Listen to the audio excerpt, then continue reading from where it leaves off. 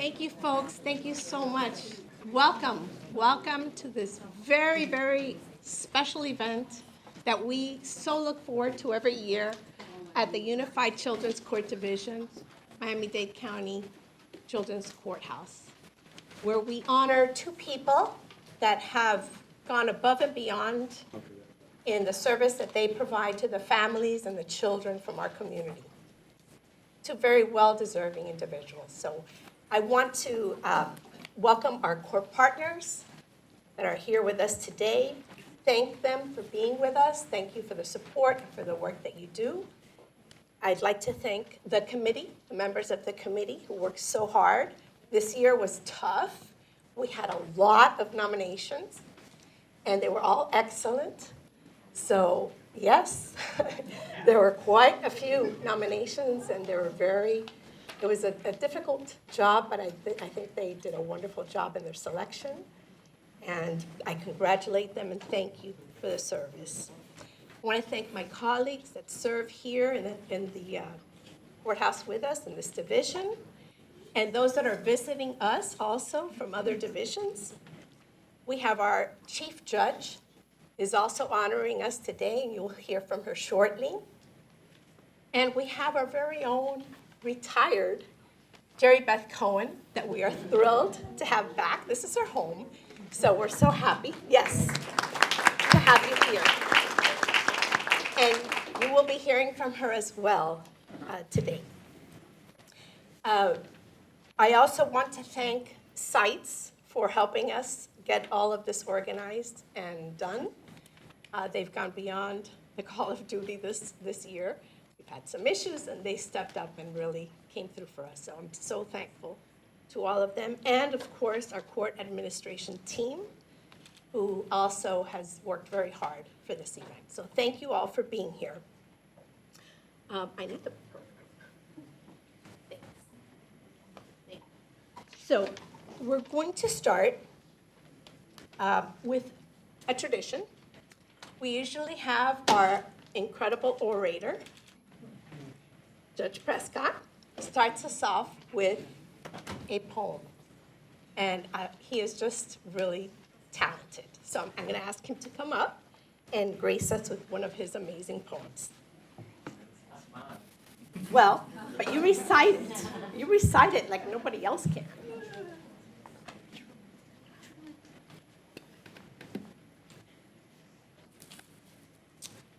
If I could, I'd remove all your fears. If I could, I'd remove all of your tears. If I could, I would make life painless. If I could, I'd give you all your courage. Like a deck of cards, you must learn to deal with life as it is dealt. You must hold your chin up and walk tall. Let no one ever force you to be shorter than you really are. Stand tall, stand strong, and your strength will guide you. If I could, I'd remove all your fears. If I could, I'd remove all your tears. If I could, I'd make life painless.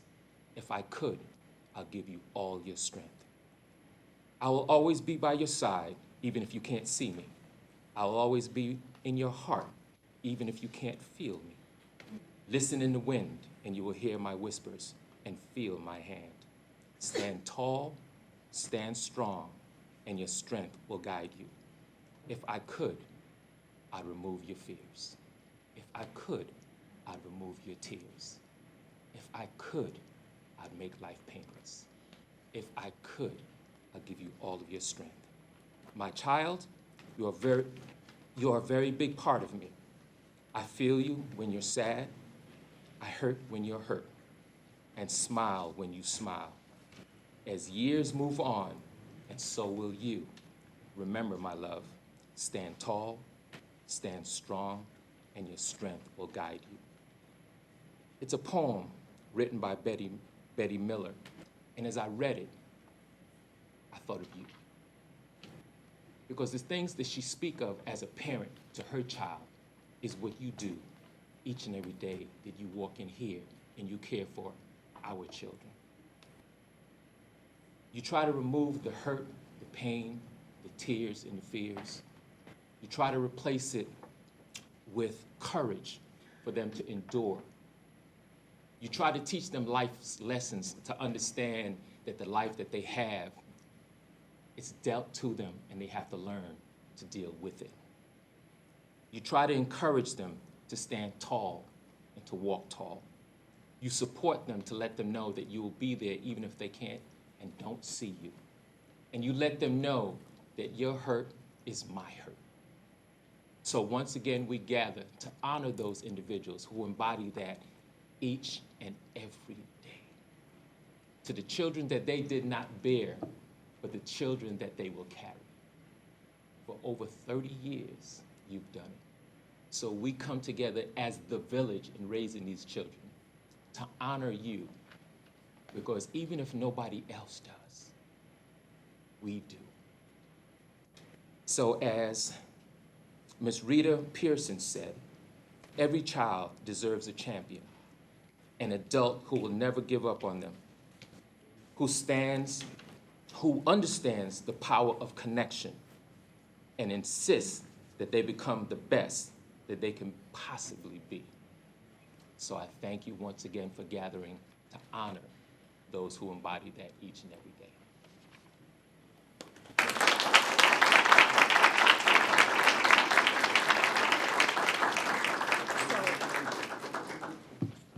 As most of you know, I was recently appointed as the administrative judge of this wonderful division. Thank you, Chief Judge Safi. But this gentleman here served as our administrative judge for 14 years.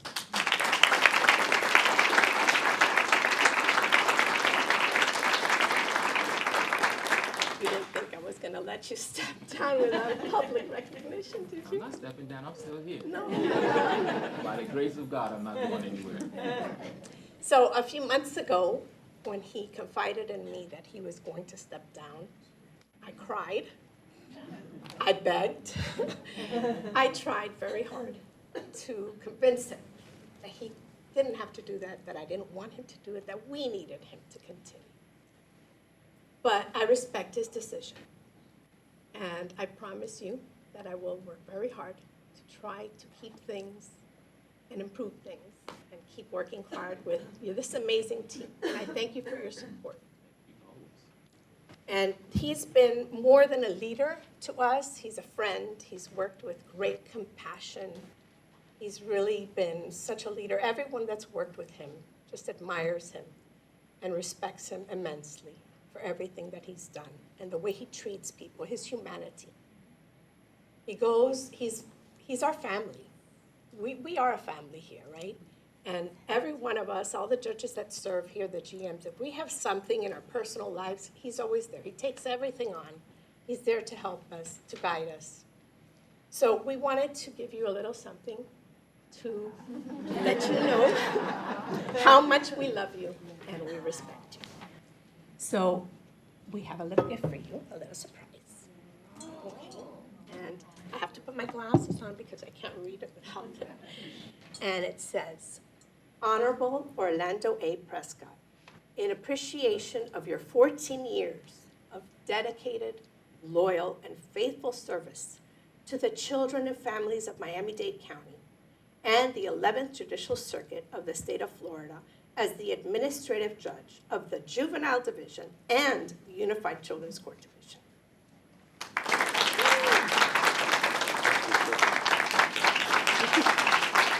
And this is from all your family here. We'll take a picture afterwards, okay? You want to say a few words? I'll say this. Please be seated. This has significance for me. Because every week I buy flowers for my wife. And I tell her the flowers are not for the home, they're for the lady of the house. So when you give me this vase, when I place flowers in it, for me, not for her. When I place flowers in it, it's not the beauty of the flowers that I'll be beholding. It's the vessel that I'll be holding, the beauty of the flowers. And that's you. Thank you very much.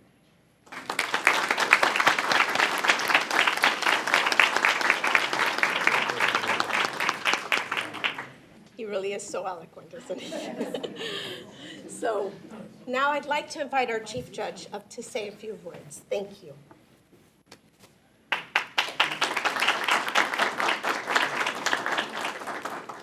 Y'all know me, and you know I don't shy away from the mic, but following Orlando Prescott is something that no one wants to do.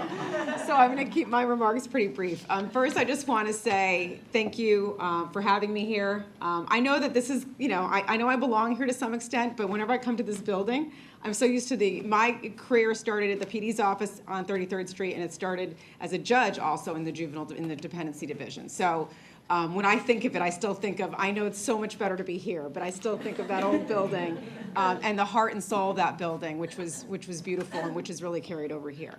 I want to let you know that because my roots as a lawyer and as a judge are in juvenile, I think I realize more than most people that work in our system who never come through here how important this division is, how important this building is, and everything that goes on here.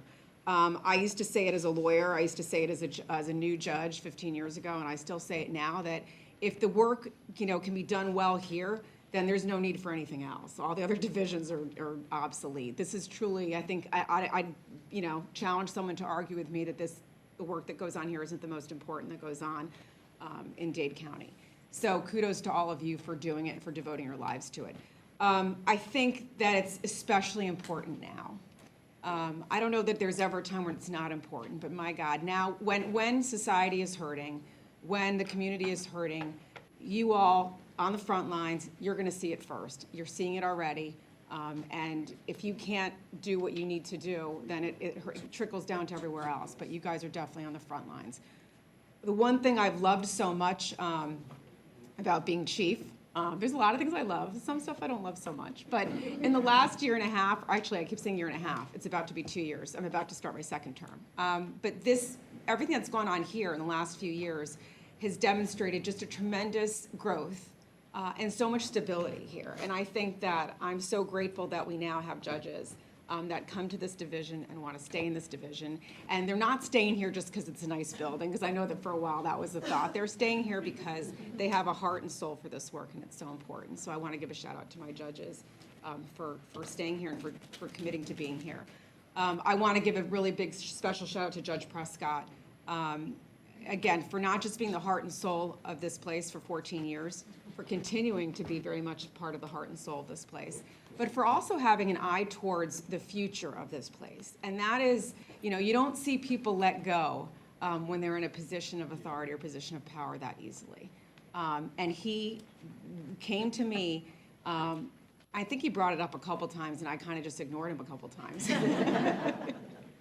And then I want to say, I think it was the end of last year where he sort of was a little bit more direct, and like there was a time on it. And it was really, a selfless act, because I know that he loves what he's doing, but it's also, he had an eye towards succession, and he had an eye towards really the success of this place, understanding that if you don't cultivate leadership, if you don't think about tomorrow, you're not a good leader if all you're thinking about is, the day that you leave. You want to leave a legacy, and the legacy that he leaves is what he's, really inspired in the judges that are following him. So thank you, Judge Prescott, for your service. Thank you for your continued service. And thank you to Judge Caballero, who did cry and did not take this on, all that voluntarily, but who has stepped up and has really hit the ground running and has, so many ideas and is going to continue on the legacy. And I can't talk about legacy without acknowledging someone who's in this room, and I wish your little sidekick was with you, but Judge Jerry Beth Cohen and Judge Cindy Liederman, who were very much the lifeblood of this place for such a long time, and I was lucky enough to learn, I say, at their coattails and be inspired by them. And I just want to say, before we move on with the program, really thank you to all of you. I get the pleasure of being up here and, speaking, but these are the moments when I get to stop and acknowledge a moment like this, enjoy a moment like this, look out into the audience and see so many people who are in front of me or at my side, or I wish Rita Switchko was here because Rita used to whisper in my ear what to do, and Bertie Cecil would whisper in my ear what to do, and Esther Jacobo would whisper in my ear when I was a new judge what to do, and I'd be like, okay, and Dorian, if Dorian Mathis was in here, for sure, I looked at Dorian sometimes like, what do I say? But it's so inspiring for me to be able to go and do what I need to do, to know that this place is in such good hands, and there's so many people here again who are the heart and soul and the lifeblood of this building. So thank you all for committing, for doing it day in, day out, for doing it day in and day out. Most of the time you're doing it without a lot of thanks and without a lot of recognition. People don't even recognize, even the building is big and beautiful, people don't even realize what goes on here. But it is such an important job and it is such an important mission that you all serve. So thank you for that. And that it's just really an honor for me to be able to congratulate our Wall of Honor honorees. This happened last year too. I'm like, how come you're not on the wall already? I was like, how is Tracy Howard, how is Taylor Wall, how are they not already on that wall? I thought they were already on the wall. So it's really beautiful to know that there's still people we can honor on the wall, and that we are again creating hopefully new people who are going to be on the Wall of Honor in the years ahead. So with that, congratulations, and congratulations to all of you for another wonderful year, and thank you for letting me be part of this today.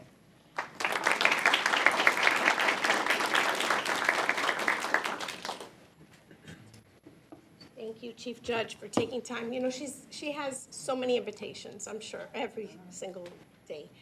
And Fires to put out. she's got lots of fires to put out. She has a lot of responsibilities, a lot of things on her agenda, and I really appreciate you we all appreciate you being here with us today and sharing those heartfelt thoughts with us. Thank you. So at this point of our show, we were expecting to have the children from the school, our charter school, the downtown Miami charter school, which is across the street, but they weren't able to be here in person this year. So they have sent us a video. And I'm going to ask you all to stand first because we're going to have the Pledge of Allegiance, and they're going to lead us through it. Okay? We're ready.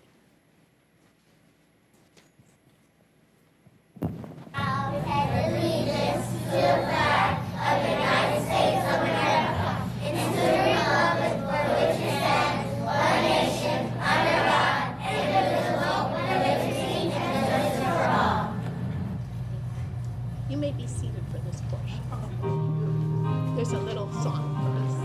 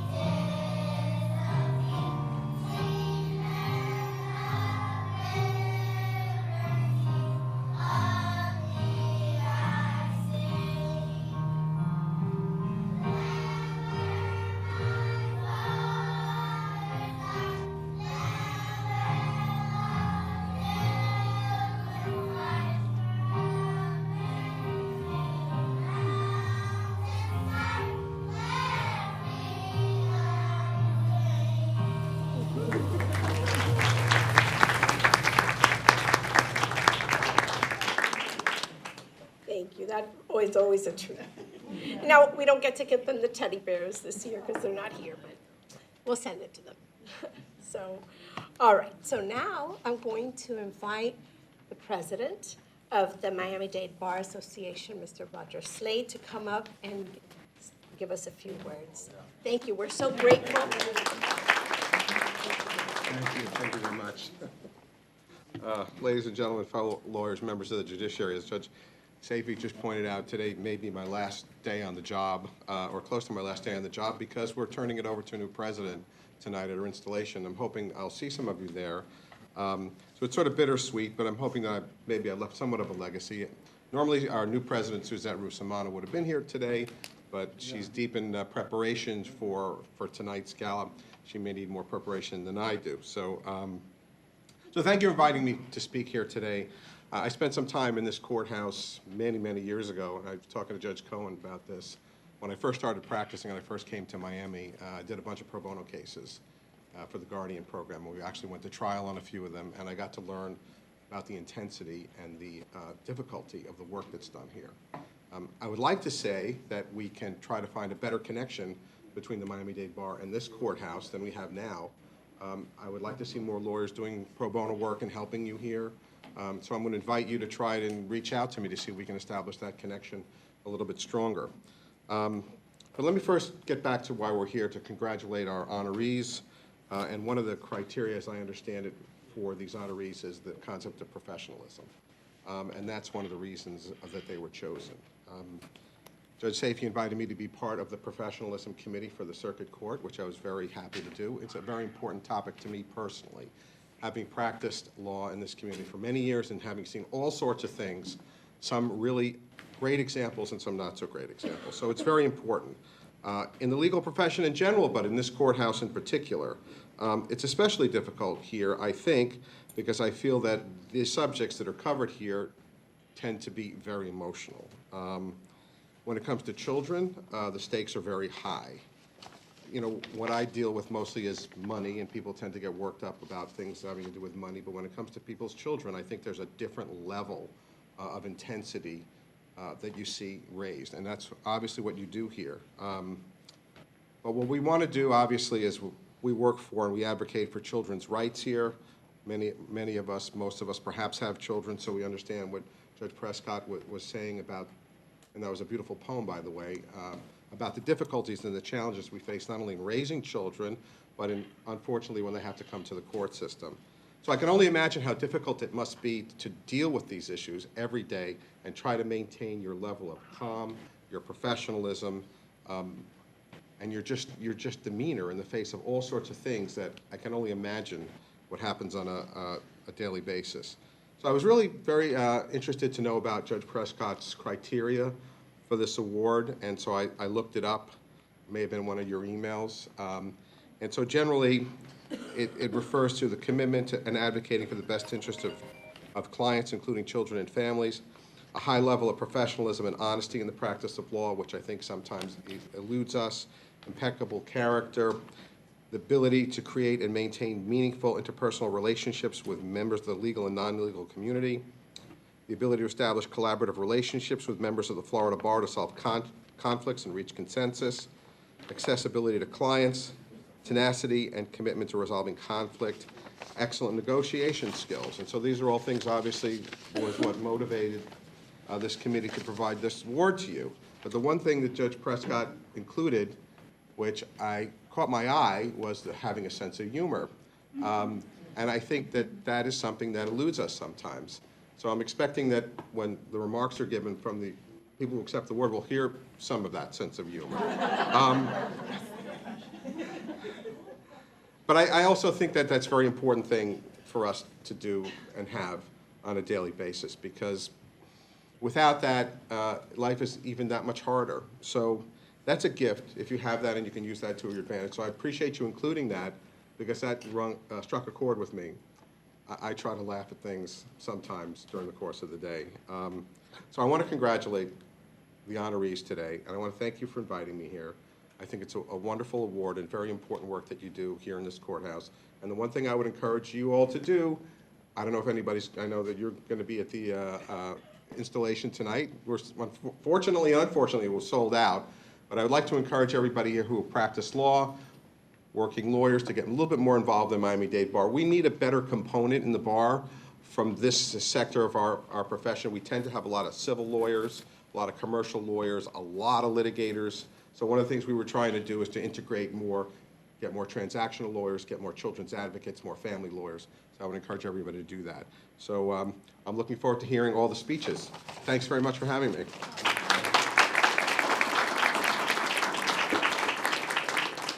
Thank you, Mr. Slade, and really, we could not have this event if it wasn't for the support of the Miami-Dade Bar Association. Thank you so much. All right, so the time has come.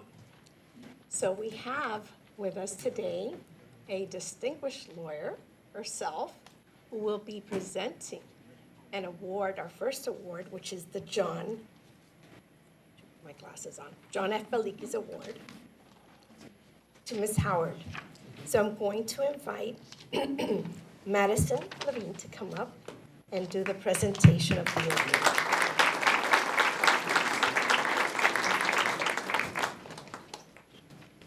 Good afternoon, everybody. My name is Madison Levine, and Tracy Howard is my mother. So many of you remember when I was a baby running around the old courthouse with my dad, the late Judge Steve Levine, and the Wall of Honor recipient today, Taylor Wall, and the presenter, Judge Cohen, remember these days very well. I actually returned to the Children's Courthouse while in law school as an intern with the Children and Youth Law Clinic, where I represented children in extended foster care. And I returned again as an assistant state attorney in the juvenile division. And I now stand here as the only attorney in town who has a plaque honoring both her mother and her father on the Wall of Honor in the Children's Courthouse. So I'm very, very, very proud. Very exciting day. So there are many attributes that my mom possesses that qualify her to receive this award, but I think the greatest quality is her appreciation for the humanity in the work that is done here. My mom has always been a humanitarian. She focuses on those in need and seems to find good people who are having a hard time and is always willing to lend a helping hand. She has spent her time and energy assisting those she felt have the potential to contribute to society. She's a wonderful and great listener, and she gives wise and honest advice and guidance. She also understands the struggle of being a single mom, and she can empathize with those in that situation. For as long as I can remember, my mom has been involved in dependency court, which I guess now is 30 years. And I'm proud of all the people that she has helped along the way. And I now present her with the John Belickis Professionalism Award. So congrats, Mom. I don't have the award. Here. Oh, it's here. There you go.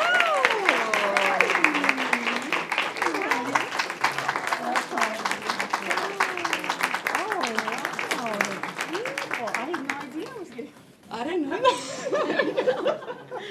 Well, thank you very much. Thank you, Madison.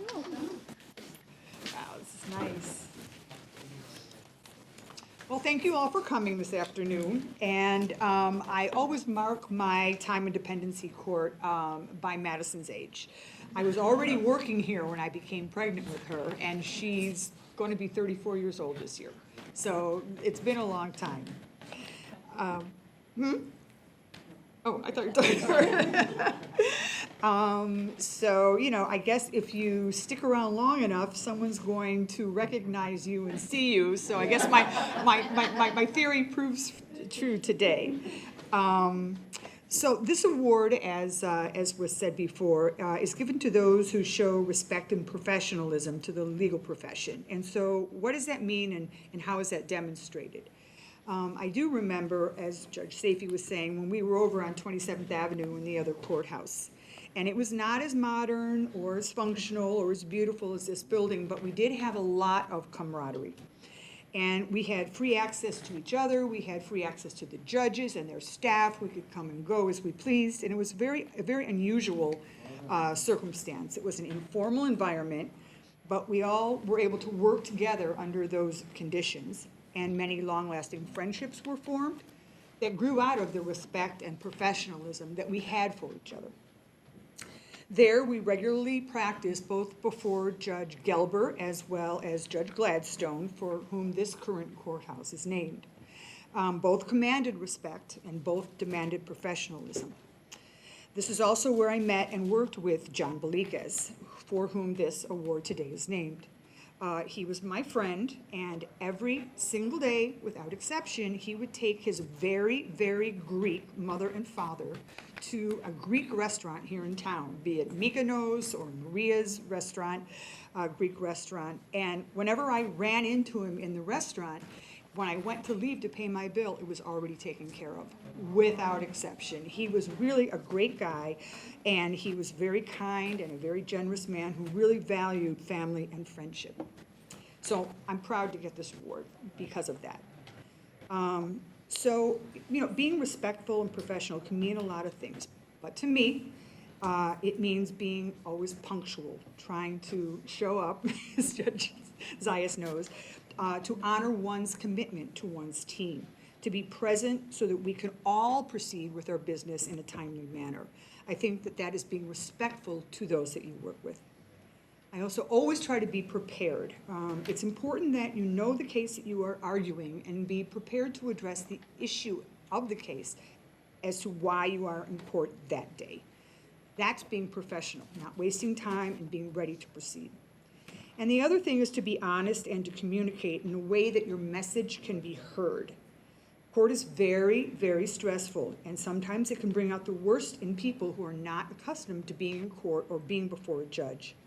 It is vital that we as lawyers remain respectful and professional in the way in which we convey our words so that they can be understood and heard by all who listen to them. And I think we all have our own reasons for staying so long in this field. And I think one of those reasons is that we're always learning, not just about the law, but also about humanity. We are able to witness the evolution and change in people, and we better understand human nature, both good and bad. It helps us all become better members of the society that we live in, better able to contribute and understand others. And the other reason I think we've been here is we're always surprised here. We are surprised by the circumstances that bring families before us. And just when you think you've heard it all, boom, here comes something new. Even after 35 years, that still happens. And it can either make you laugh or cry, but I guess that's the nature of what we do. COVID was also a big surprise. It changed the way that we do business and really tested the limits of our professionalism and respect. And then, of course, we have Zoom. People in their underwear, people in the bathroom, people vaping, people riding on the metro rail, caught off guard swearing, and then our video bombs of nasty behavior. And just when we think we've seen it all, or have we, So there's been a lot of surprising developments here in Florida as well with regard to our case law and statutes that affect what I think are basic human rights. Protections we once took for granted are changing and being challenged. And that to me is also very surprising. And I'm glad to be able to be here to try to address some of those issues. At the end of the day, everyone here should reflect on how they have contributed to our system and to our work. If you are engaged, professional, and respectful to the system we work in, you cannot leave unchanged. And I know I had a conversation with Judge Hansman, and he made it clear that his time in dependency court served him well when having to meet and to speak with all those who lost loved ones in the Champlain Tower tragedy. His time here really did change him. So I am honored to stand before you all today and grateful for the support and appreciation I feel. And I'm proud to be seen as a respectful professional who made a difference. I wanted to thank Russ Shepard, who nominated me for the award, Vince D'Antonio and Margaret Julian, who for many, many years have always had my back, and also to the Unified Children's Court Division, who awarded me this great honor. Thank you all very much.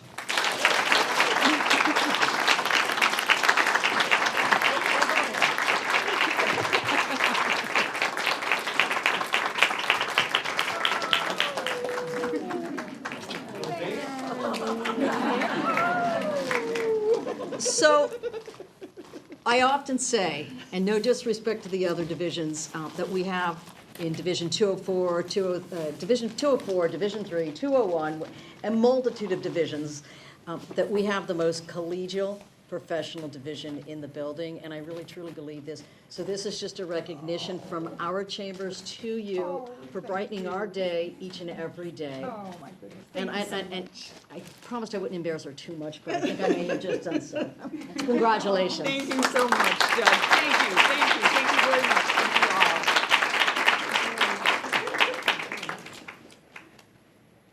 all. So, Mr. Slade, I think you heard a little bit of her humor. She had us chuckle a few times. She definitely embodies those characteristics. Congratulations, Tracy. So, what a treat. Next person I'm going to call up is someone who was my mentor, one of my mentors. She was a teacher to many of us when we got on the bench. I used to appear before her when I was a lawyer in civil. So it's such a treat to have her back here today to do the presentation of the Wall of Honor. I'm going to invite our very own Jerry Beth Cohen to come up.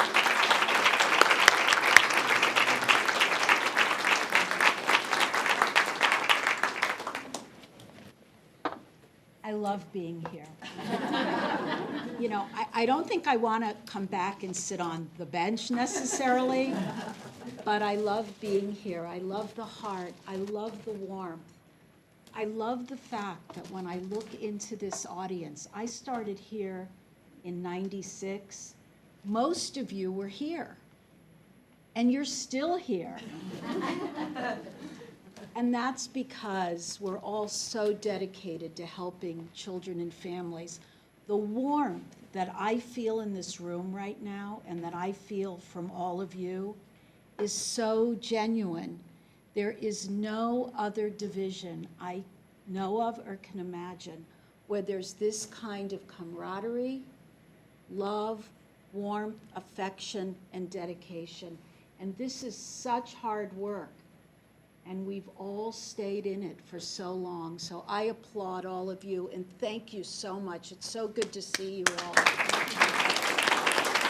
And I'm going to get to you, Taylor, don't worry. But I just want to say, Judge Prescott, that, you know, Judge Caballero talked about people being able to come to you and your humanity. And you probably don't remember, but I do. There were several times that I came to you when I didn't think I could stay in the division any longer, when things weren't going well, and you supported me. You were very gentle, you were kind, and you may have forgotten it, but I haven't. So thank you. And Judge Caballero, I know that you're going to do an amazing job. I've known you, you used to appear in front of me, and then we became friends. I respect you, I love you, and I know that you're going to do wonderful things. And Judge Safey, I'm so happy that you're the chief judge.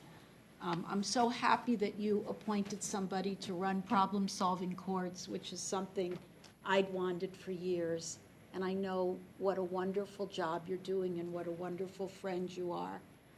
And Judge Marrero, thank you for taking on the drug court. It's not easy. I see some of Marlene and Karen back there, Cynthia's back there. Yes, thank you so much for taking it on, and I know you're doing a wonderful job.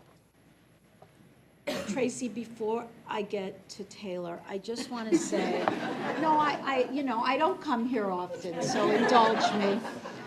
I just want to say that I appreciate the fact that you represented so many girls that needed judicial waivers. You, in my book, are a hero for that.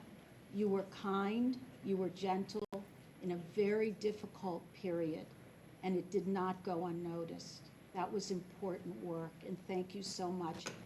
And I do remember Madison running around, and I remember your father very, very well, and I really adored him. In fact, when he left his office in the old building, he came to me and said, I want you to have this office. So you are so blessed to have two wonderful parents, and you're blessed, Tracy, to have a daughter that can stand up here. What greater gift is there than to have your daughter stand up here and give you an award? Okay, Taylor, it's your turn. So, what I'm going to say about Taylor, comes not just from me, but from the many people that I asked to tell me about her, and also from the emails and the texts that I saw when she was nominated. Taylor has been a dedicated and powerful child advocate in Miami-Dade County for over 30 years. That's a long time. It's 3 decades. It's most of your adult life. Taylor has served as a volunteer and staff guardian ad litem to dependent children of all ages and with a multitude of disabilities. She is a warrior doing whatever it takes to make sure system partners in the court truly hear what children need and, more importantly, what children deserve. She is mild-mannered, but carries a big stick. She is neither intimidated by judges or lawyers. She never gives up. If a judge fails to see it her way, she finds another argument, another path for what she knows is right. Community partners, judges, court staff, and the legal community will tell you that when Taylor is advocating for a child, their needs never fall through the cracks. She is dogged in her advocacy. Taylor's example should guide everyone in this room, especially the young guardian ad litems here. Judges and lawyers, believe it or not, are not always right. If you believe that the best interest of a child is not being satisfied, then stand your ground in a respectful way and advocate for what you know is the right thing. Eventually, you will prevail. This is what Taylor always did.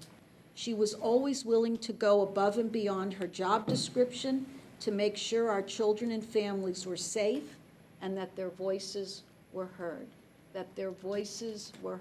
Very important. Becky Gill told me that Taylor was not only an advocate, but she was extremely knowledgeable about every aspect of child welfare. Since she filled many roles and positions throughout her 30 years with the Guardian Ad Litem program, she intimately understood every part of the system. Staffing cases with Taylor was never quick because she was thoroughly briefed on every facet of the case, having thoroughly investigated the case and having spoken with everyone involved, whether parents, therapists, caregivers, or teachers. In other words, gathering all the collateral evidence, and you know how I feel about collateral evidence, those of you who have practiced in front of me.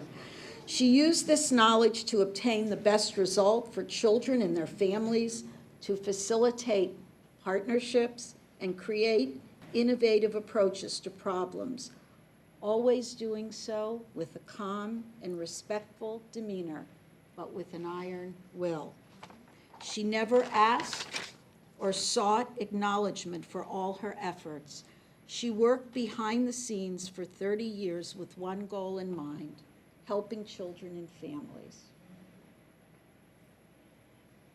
For the last 14 years, Taylor has served as a volunteer supervisor, training, guiding, mentoring, and assisting volunteer guardians to best represent abused and abandoned children with cases before the court.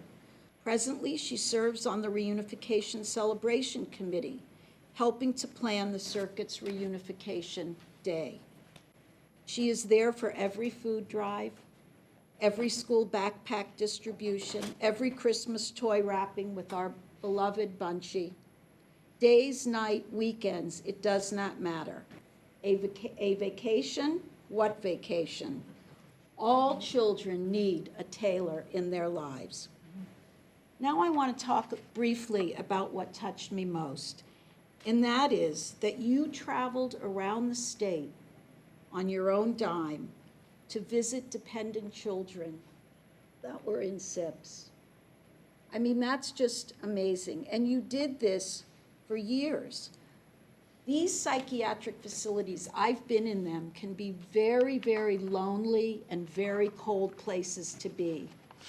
These children were out of the community. Their family was in Miami, but they usually were in the middle of the state. And Taylor went to visit them to make sure that they weren't lonely, to make sure that they were being treated well, and to make sure that she could bring their wishes back to the court. She brought them joy. She brought them hope. Similarly, before court appearances, Taylor would meet with every child. She developed strong bonds with these children because she cared enough to go the extra mile. She made them feel comfortable before they went into court. They trusted her. She always advocated for their expressed best interest and their wishes, even though she may not have thought that was best. She let the court know what she thought was in their best interest, but she also told the court what their expressed wishes were. Taylor, this is how lives are changed. You've changed so many. You are an example and a hero, and I'm proud to present you with this Wall of Honor award.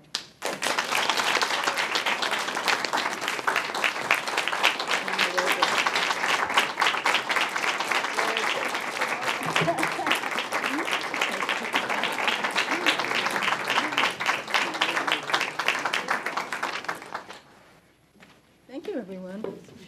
Well, I didn't prepare anything. And I'm nervous as heck about standing in front of you.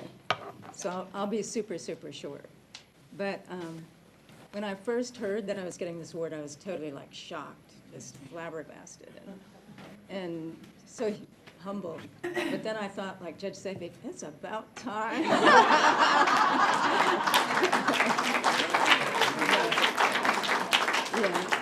I started probably not just shortly after Tracy, and I think we invented Take Your Kids to Work Day because my niece and nephew were the same age as Jake and Madison. They'd all be running around the courtrooms, under the tables, picking up paper clips that the clerk dropped. You know, it was a madhouse. But what got me involved in the Guardian program in 1988, so I said I'd be short, and I'm not gonna give a chronological year by year. In 1988, my brother was going through a divorce custody case. And I was thinking, the judge was making, I thought, the horrible decisions for the kids. So my mother, my mother, who's 96, sitting right there.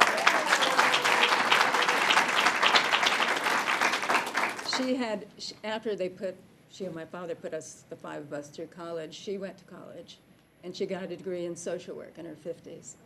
And she went to work in the child welfare system. So I'd be really frustrated about what was happening over in, the family court with my brother's case. And it's like, my mother would keep saying, well, you can't do anything about your niece and nephew, but you can advocate for other children, become a guardian ad litem. And she did that for months. So finally, I think I went through training in March 89, and 30 hours of training over at Grovile, where one of our supervisors had lived.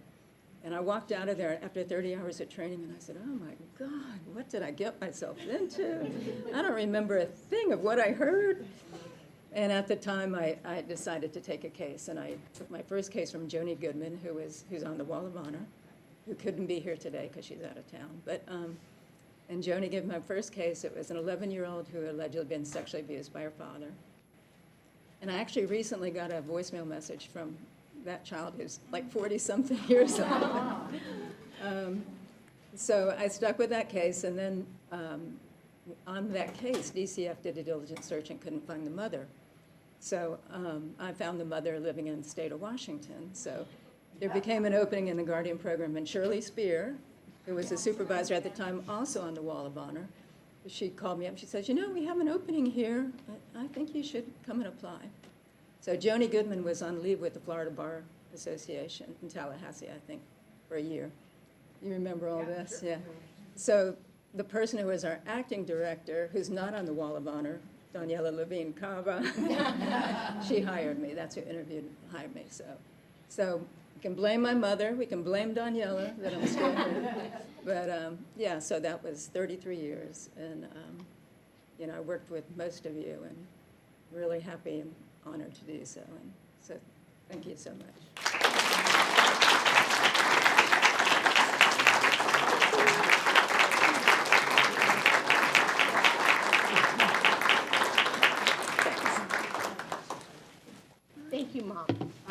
assisting. Oh, no. Come, come, come. Come, Mom. Come, Mom. Of course you I have can. to say one other thing. My mother, for years, she took, until pre-pandemic, I guess she would take a course every once in a while. And she took a course for one of the lifelong learning centers out at U of M. And Kathy Redmond, who's on the Wall of Honor, who is with the Public Defender's Office. Kathy and I worked on a lot of cases with the SIP boys, the statewide intensive psychiatric programs. A lot of teenagers, and I think Judge Bernstein remembers, I have to tell this story. Stay. I was sidebar one time in Judge Bernstein's courtroom with one of the teenage boys, and a lot of the kids in the psychiatric were teenagers. Although a few were like 8, 9. But anyways, I was standing there, and Judge Bernstein, while I'm talking to him sidebar, and he's looking at me like, I go, what's wrong, Judge? He says, you have been rapping your talk, gesticulating like a rapper, and hanging around. I said, oh, I'm sorry. And he goes, you've been doing it for months. So anyways, so Kathy Redmond took a course. Turned out she took a course with my mother. And we were at a fundraiser one time for Judge Lederman, when the last time she thought she was running a post. And Kathy said, I'm taking a class with your mother, and it's a writing class. And your mother's telling all your family secrets. Oh my God, it was horrible. But anyway. So go easy on me. No, So come very forward. free. Come forward so everybody can. I can't keep from crying, though, that's the only problem.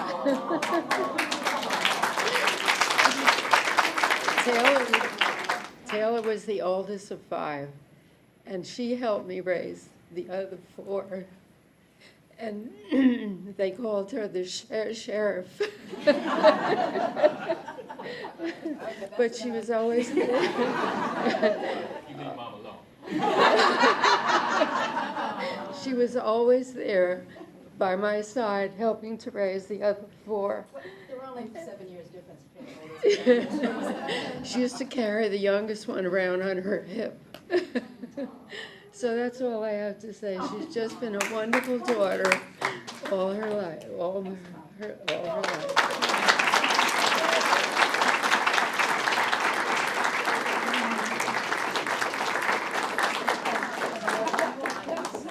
Yes. If I'd have known this, I would have, and she downplays everything. So I would have had her siblings, the ones who could come, I would have had them here, because she deserves to have had them here. But she downplayed everything. Well, we thank you, Mom, for your insistence, and which led her to this beautiful career that she's had, and all the lives that she's touched in such a meaningful way. And as you can see, folks, these 2 women are so humble. They're just so humble. And it's wonderful to be able to recognize your dedication and your hard work today. So I'm getting to that point where I have the lump in my throat. The tears are starting to come out. So I've asked Josias to come, our Associate Administrative Judge, to come and say a few words and closing remarks. Thank you.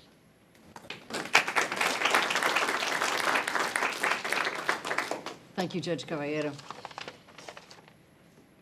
So it is amazing, the humility and the work and the humility. And it is very impressive. When I first spoke to Tracy about the award, I was told, no, I don't want anybody to present. I don't like attention. I don't want this. And I explained to her that, well, it helps the flow. We need a presenter. It's part of the program. So I gave her some thoughts, and of course my first thought was Madison. Madison having appeared before me as an assistant state attorney and having appeared before me helping her mother do some adoptions. I thought, well, that was my first choice. And Tracy says, oh, I haven't even told her about the award. We're 2 weeks out. What are you thinking? So I'm not surprised, Taylor or Tracy. I'm given the amount of work they do, the grace in which they do it, I am not surprised that neither one told the rest of the family. So I'm going to take this opportunity to say, first and foremost, congratulations to you both for a very well-deserved recognition. I can personally attest to their commitment to the system, their commitment. They both appear before me with grace, professionalism, even during difficult situations, and it certainly has been a pleasure to observe their passion, their professionalism, and their dedication to the children and families in their cases.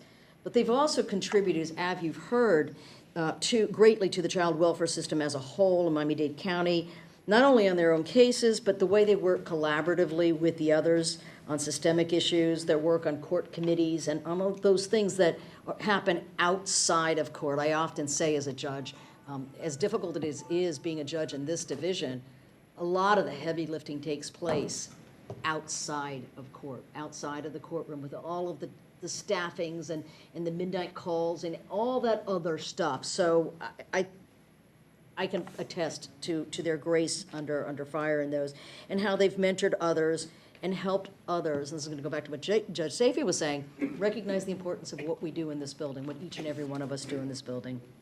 So on behalf of the Unified Children's Court Administration, I want to thank you all for being here today to help our honorees celebrate this very joyous day.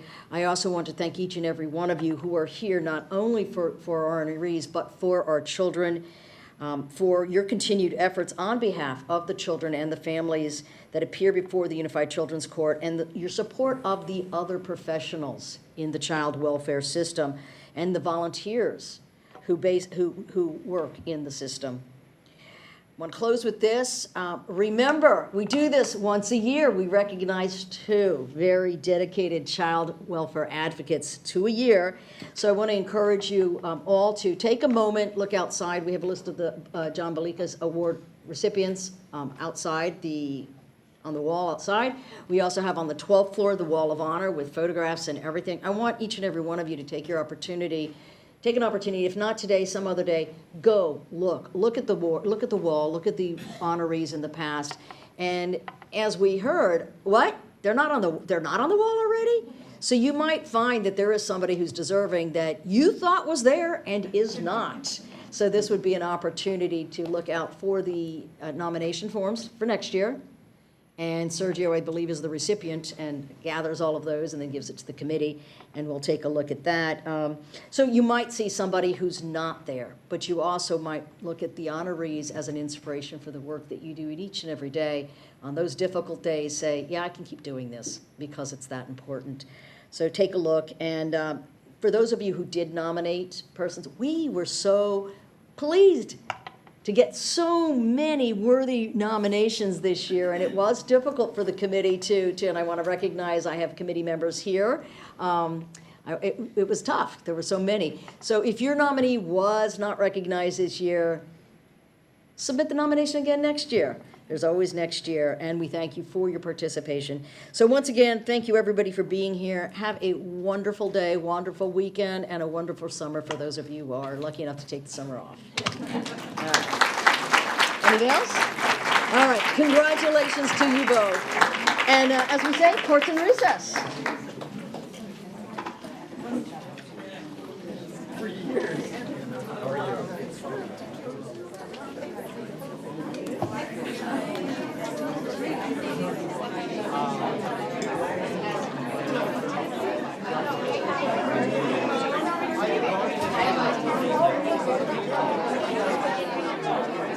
Okay.